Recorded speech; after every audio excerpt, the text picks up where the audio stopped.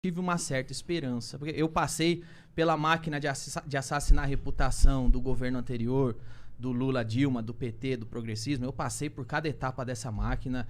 Eu tenho tanta coisa coletada, vou fazer um documentário em breve. Chamei o Cláudio Manuel, do Cacete e Planeta, ele tá trabalhando comigo nisso.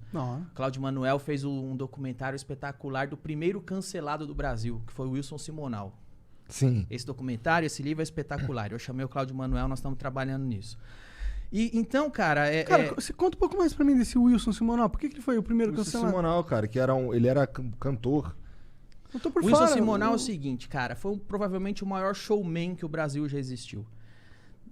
E ele, acho que diferente do Roberto Carlos, chamava muito mais atenção lá fora, porque ele era negro. Então, assim, se olhava pra ele, era um cara que cantava como ninguém, dançava como ninguém. Foi o primeiro cara que encheu lá o Maracanãzinho, lá no Rio. O cara foda. E aí, quando os gringos olhavam pra ele, pirava. Essa é a cara do Brasil. É um cara negro. Multitalentoso. É o Frank Sinatra brasileiro. Uhum. E ele foi provavelmente o cara do show business mais pica que já existiu. Mas ele era militar. Ele era negro, pobre e militar. E, nesse período, começaram a formar essas panelinhas. Hoje fala-se muito em cancelar, né? A patrulha do cancelamento. Começou os avós do cancelamento. Começou ali Chico Buarque, Caetano Veloso, Elis Regina, a Paptotinha comunista mesmo ali. E começaram a falar pro Wilson Simonal. E aí, Wilson Simonal, você vai pagar esse pedágio pra nós? Você vai fazer a propaganda ideológica que você quer aí? Ou não? Ele falava, não quero fazer porra nenhuma dessa bosta aí, eu só quero cantar, eu sou cantor. Eu não sou comunista, não sou esquerdista, não sou progressista. Eu sou cantor. Eu quero ir lá fazer meu show e voltar. E pegaram birra do cara. E aí pegaram uma brecha a hora que o cara vai lá. E ele era um cara que tinha lá a arrogância dele, porque ele era muito foda. Pegaram um dia que um contador dele fez merda, ele mandou dar um pau no contador dele, porque ele acusou o contador de ter roubado ele. E aí usaram esse fato para criar fake news que ele era um espião da ditadura militar brasileira e ficava dedurando artistas para serem torturados. Caralho. Você tem que ver esse documentário, porque você vai ver o cinismo desse monte de filha da puta. Entre eles, assim, eu acho que o Ziraldo foi um dos maiores canalha que teve. O Pasquim. E os caras sabem que era mentira. Você vai ver os caras confessando. A gente foi lá e inventou esse factoide mesmo aí pra acabar, porque ele era folgado, ele tinha que sair fora. Mas porque ele não se dobrou a patrulha. Aí, tanto faz ele ser negro, ele ser pobre, aí não teve... Aí não tem essa diferenciação. Ele mereceu. Verdade, né? Ele mereceu, entendeu? É engraçado um cara negro ser o primeiro cancelado, né? Pela patrulha do bem. Então, assim, eu acho que... Veja bem, eu contei porcamente essa história aqui. Eu contei muito por cima. E eu recomendo o documentário e o livro pra vocês. É um dos melhores documentários a respeito desse tipo de coisa que acontece no Brasil há décadas. Onde que tu vê esse documentário aí? Eu acho que você encontra na internet, mas se você...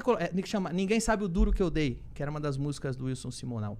E é do Cláudio Manuel. Aí eu chamei... Esse cara tá vivo? Cláudio Manuel, o Wilson Simonal, não. Não? O Wilson Simonal, cara, tem uma imagem dele assim, que pra mim é doída, que ele depois de velho, depois que o Collor assumiu e abriram os arquivos da ditadura, os militares deram o documento lá e falaram, tá aqui, ó, nós revisamos tudo que é documentos.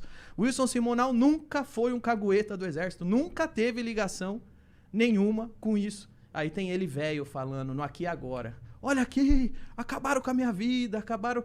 Você tem ideia que esse foi o maior showman que o Brasil já viu e você não sabia quem era? Pois é. Enterraram o cara. Sacanagem. Os patrulheiros do bem. E tem umas coisas que eu odeio, que é quando o Ziraldo, eu acho que é um dos mais cínicos que tem nisso, que eu acho que ele...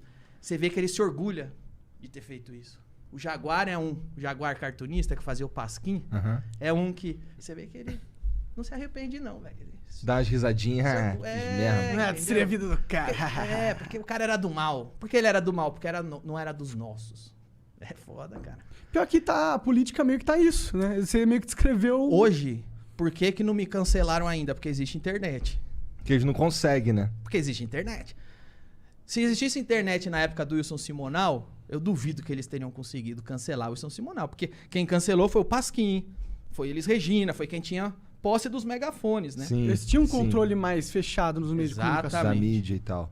E graças a Deus isso morreu, né, mano? Mas é interessante porque eles ainda continuam com a mesma tática, só não funciona tanto. Mesma motivação, mesma tática. Eu acho que você, no caso, também, não sei se é sorte, mas o SBT tem sido uma... Tipo, eles têm tido a sua...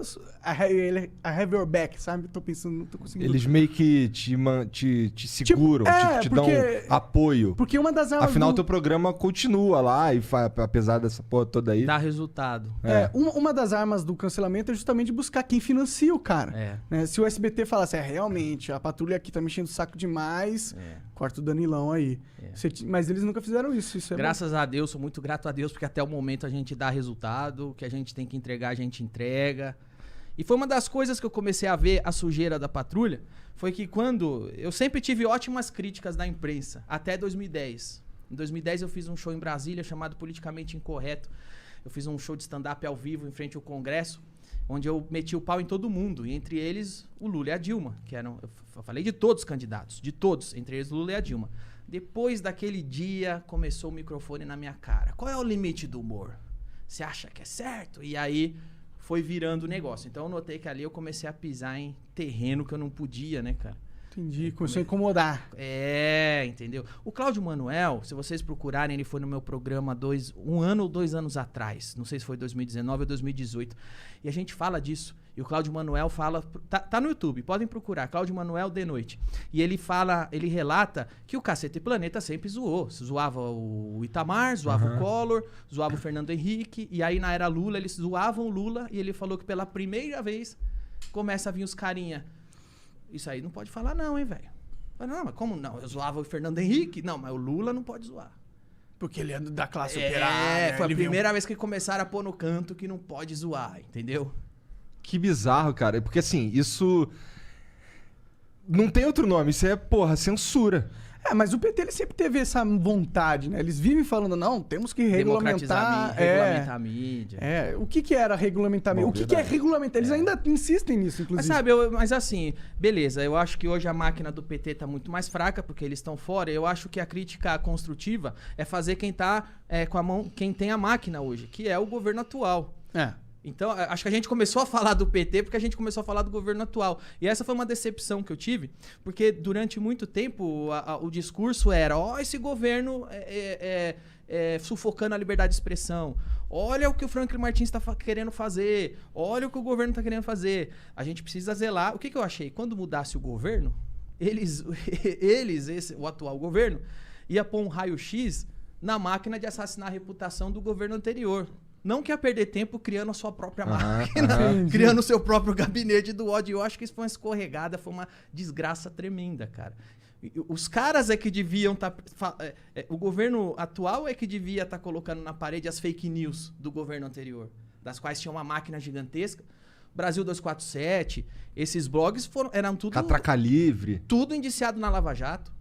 Os caras ganhavam dinheiro, os caras faziam parte de uma máquina. É uma propaganda, um braço de propaganda. E os caras foram tão podre, você sabe, foram com tanta sede ao pod em tão pouco tempo que eles montaram o próprio gabinete dos caras fizeram igual. Agora, é reprovável igual. Você vai lá no meu Twitter, eu xingo os caras pra caralho. Eu ganho inimizade dos caras por causa disso. Ninguém de Brasília gosta de tu, né, cara?